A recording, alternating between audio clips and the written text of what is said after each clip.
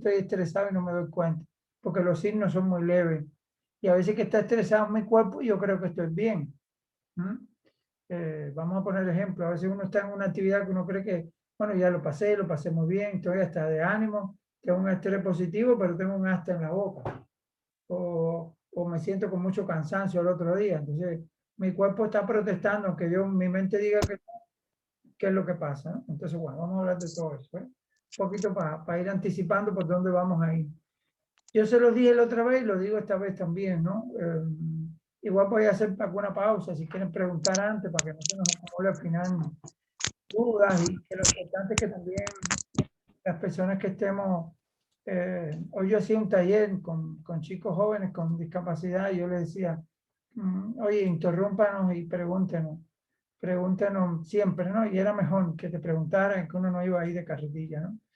Nosotros no tenemos posibilidad, pero bueno, es mejor a veces que alguien levante la mano, diga yes, y yo no me pierdo, no pierdo la idea, no me importa volver a empezar, o sea que no es que soy ese tipo de persona que dice, ay, ya pierdo la idea, déjame terminar, no, yo estoy acostumbrado a la interacción, es más, me gusta más la interacción. Bueno, vamos a hablar un poquito, vamos a empezar con esto, ¿no? Con la idea de hoy. Vamos con el concepto de estrés. ¿Qué es el estrés?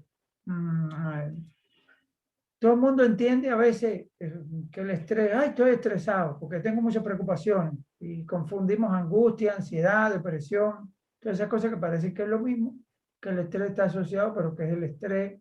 Y ahorita vamos a hablar de los tipos, pero como concepto, siempre que hablamos de estrés, hablamos de una situación, ya sea física, mental, emocional, una situación para la que yo, en relación con eso, ese problema, esa situación, esa demanda, yo me siento sobrepasado.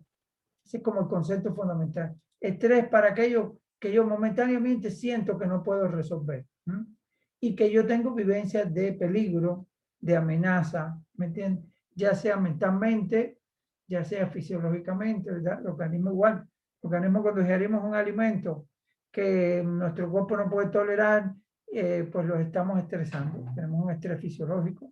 Si somos tolerantes a la lactosa, pues el organismo dice, pues esto yo no lo puedo procesar. Y hay reacciones inflamatorias, hay inflamaciones alérgicas, el intestino reacciona mal, hay permeabilidad en las paredes intestinales. Si es mental, pues claro, me preocupo.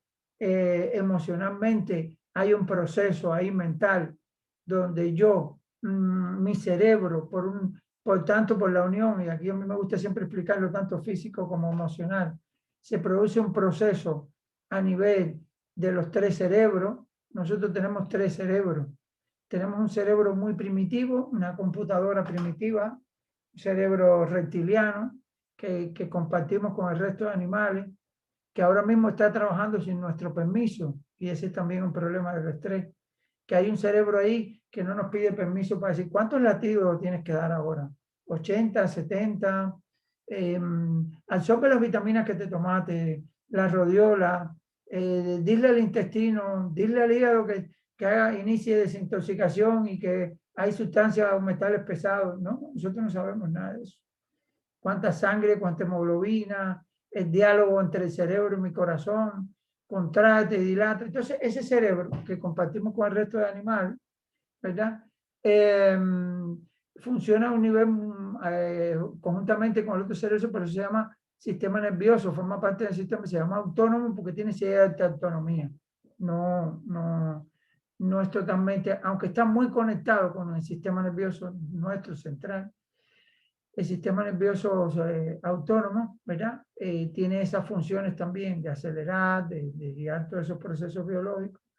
Y cuando hay alguna situación que nos amenaza, ese sistema también tiene unos mecanismos, ¿verdad? Cuando él siente pánico, cuando hay miedo, hay unas señales que ese sistema, que en el centro del cerebro tenemos como, bueno, y no pensábamos yo traer láminas, y no, pero imagínense, en el centro del cerebro hay una cosa que es el hipotálamo, que es el centro de mando ahí, donde está una glándula que regula todas nuestras emociones, que se llama amígdala, y bueno, esa amígdala cuando tiene miedo, cuando se siente amenazada, cuando usted lo mismo siente que le está cayendo mal una comida, hasta que le han dado un golpe, o que está en peligro, o que se cae, o que tiene alguna amenaza, este sistema se activa y le va a mandar señales al cerebro grande aquí arriba.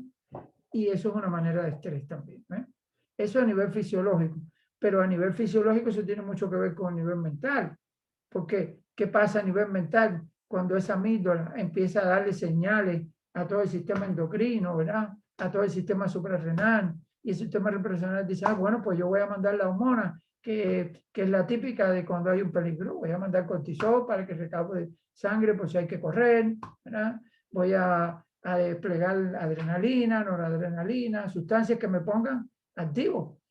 Por eso ninguno que esté en un muro y un perro lo vaya a morder, ninguno está pensando mucho, ni si quiere leer o si quiere comer, sino la gente saca energía donde no tiene y salta el muro. Por eso los anécdotas de que una madre ve a un hijo en peligro y corre 100 metros, más que una campeona del mundo, es capaz de desplegar una manzana entera en una velocidad si se entera que su hijo está en peligro, ¿no? Esas cosas, ¿por qué? Porque ahí hay un sistema autónomo defensivo ante una situación que yo me sobrepaso. Eso a nivel fisiológico, a nivel mental.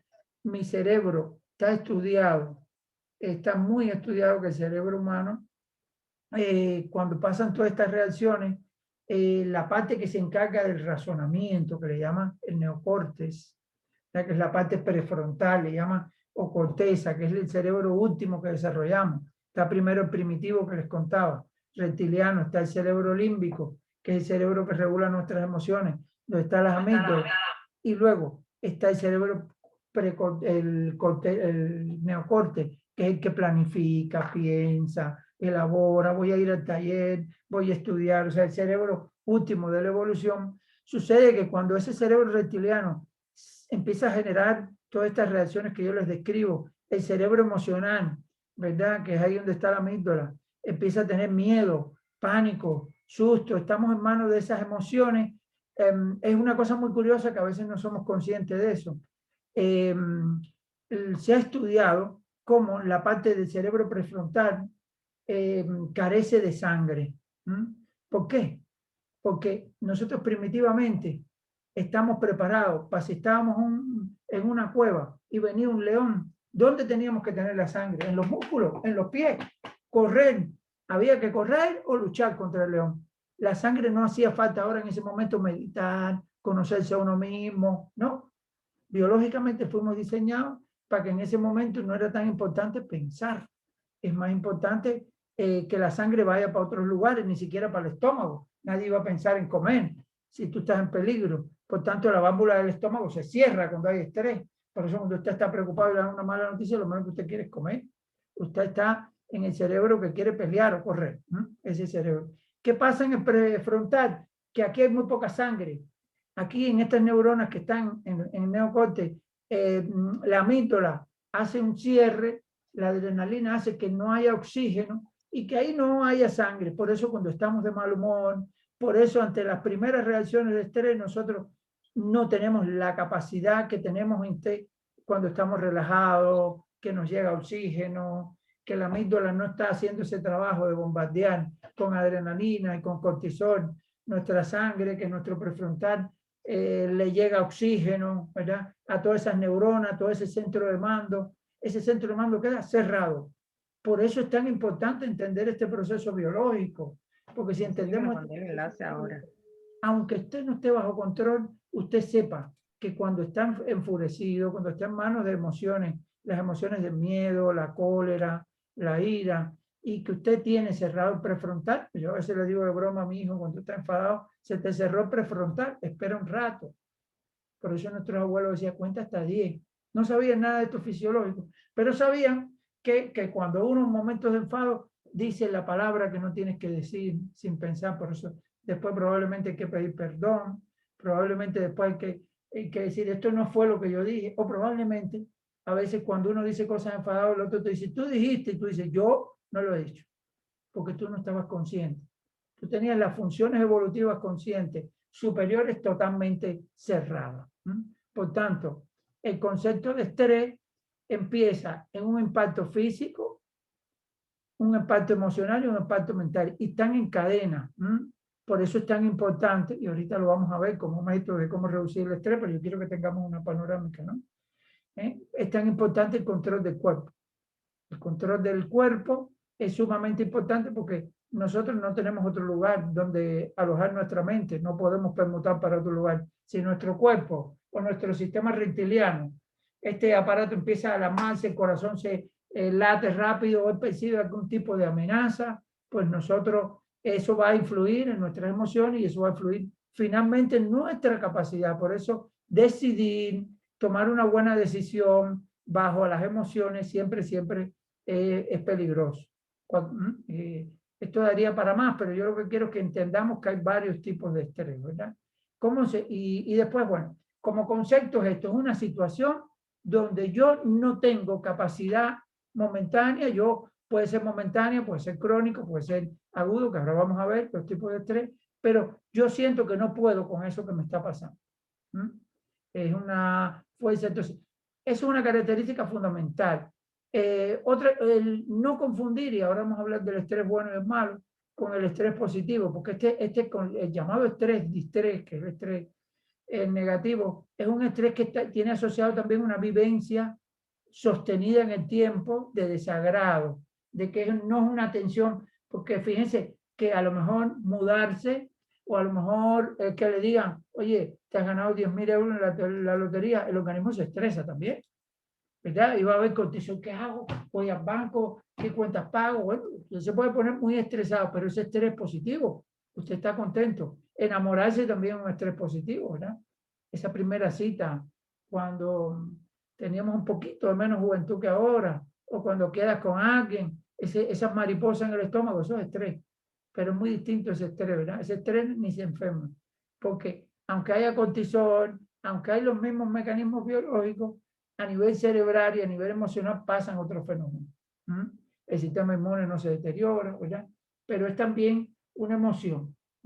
Por eso siempre a nivel emocional, todas estas primeras reacciones, sean positivas o negativas, en el ámbito empresarial, en el ámbito, casi siempre las personas cuando tienen más experiencia no toman decisiones, o enamorarse, cuando uno da terapia de pareja, siempre que le dice a las personas, hay que esperar un tiempo, que dejar que esas emociones bajen, que esa marea baje, ¿verdad? Porque muchas veces, lo decimos a veces, lo dicen los diamantes de la empresa nuestra de Amway, dicen siempre, no queremos gente motivada son que salen muy contentos y después nada, queremos gente que le dé un sentido a las cosas y que sepa tener una estabilidad, ¿no? En la emoción. Bueno, este es el concepto de estrés. Los tipos de estrés. Bueno, hay que muchos tipos. Yo tampoco voy a hacer una cosa médica, pero a nivel práctico, que es un estrés crónico, que es un estrés agudo, que es un estrés para el intestino. Por ejemplo, a nivel de intestino, hay muchos alimentos que son estresantes para nuestro intestino y no lo sabemos. ¿Qué se ha estudiado? ¿Por qué son estresantes? Porque basado en este concepto que yo hablo de que es un estímulo que yo no puedo manejar, no tengo respuestas para él. Dos, que es una vivencia sostenida donde yo, en el caso del tema fisiológico, el intestino no puede aprovechar eso, tiene que defenderse, pulsar ese sentido. En el caso psicológico, yo tengo una vivencia displacentera que no es útil para mí como persona. Tres, tiene una consecuencia casi siempre, el estrés prolongado, fisiológica, ¿verdad? A nivel corporal. Cuando el estrés es verdaderamente nocivo, siempre hay una huella corporal, siempre esa tensión al sistema nervioso nos va a poner a nivel fisiológico con una consecuencia, fatiga, bueno, eso lo veremos ahorita en los síntomas. Entonces, hay ese distrés negativo, pero el eustrés también se ha estudiado mucho, personas sometidas, fíjense, yo creo que lo pusiste, ¿no? Pusimos el distrés, el eustrés. El eustrés, que se habla del estrés positivo, es el estrés que necesitamos en pequeñas dosis para hacer las tareas.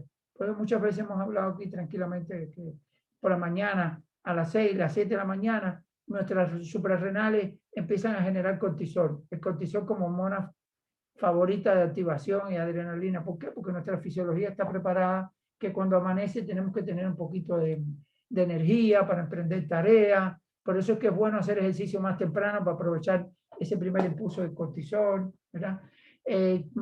Por ejemplo, las personas que padecen de estrés crónico, que tienen fibromialgia, enfermedades autoinmunes, ¿qué les ha pasado? Pues bueno, a lo mejor esa glándula suprarrenal y por esa fatiga adrenérgica que es producir todo el tiempo cortisol, madres o personas que han estado sometidos a estrés durante muchos años, sometidos a tareas, cortisol por la mañana, cortisol por la noche, cortisol por la tarde, esforzándose, estoy cansado, me tomo un café, me tomo otro café, me tomo una pastilla, un estimulante, por la noche me tomo cortisol, estoy cuidando a un enfermo crónico, o sea, yo someto a mi glándula suprarrenal a un exceso de producción. Eso lo hemos visto aquí en la relación que tiene el sistema endocrino con otros sistemas, ¿no? Porque la adrenalina, el cortisol no están solo, eso está tirando a la TSH, la hormona tiroide también se empieza a afectar, la absorción de yodo, en los huesos la absorción del calcio, ¿no?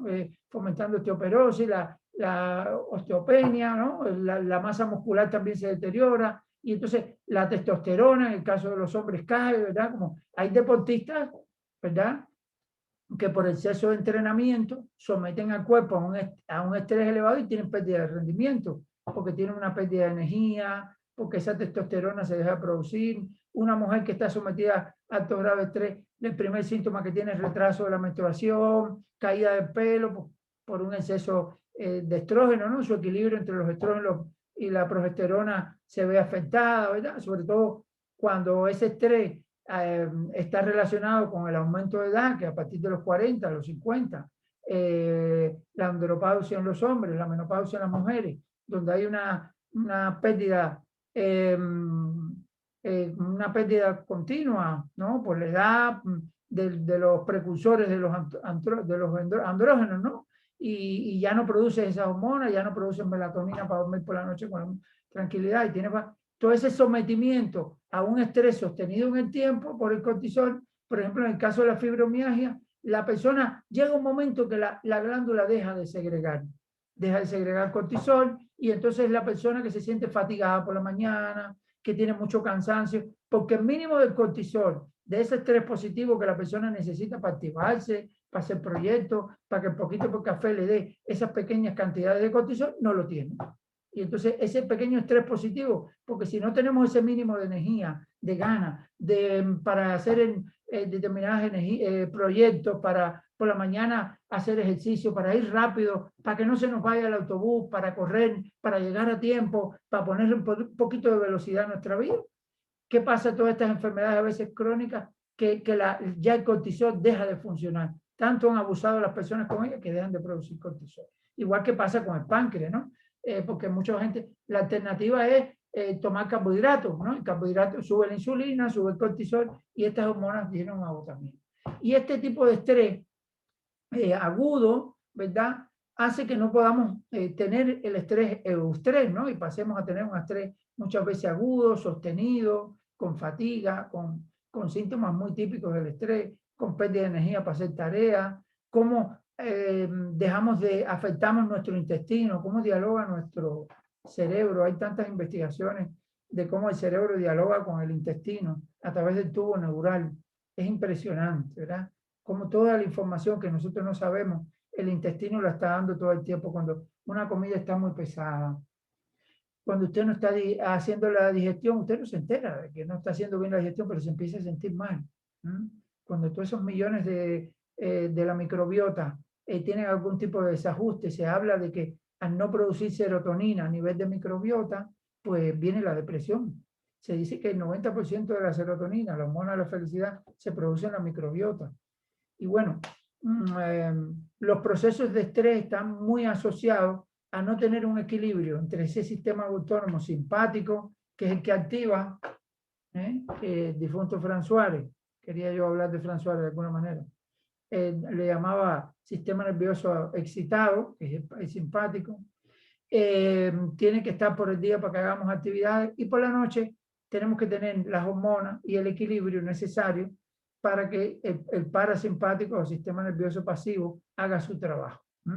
Y entonces eso es lo que pasa también con el estrés. Entonces, por eso aquí verán, el distrés, por tener un poco de tensión, unos niveles de tensión normales, son necesarios para actividades de estrés positivo.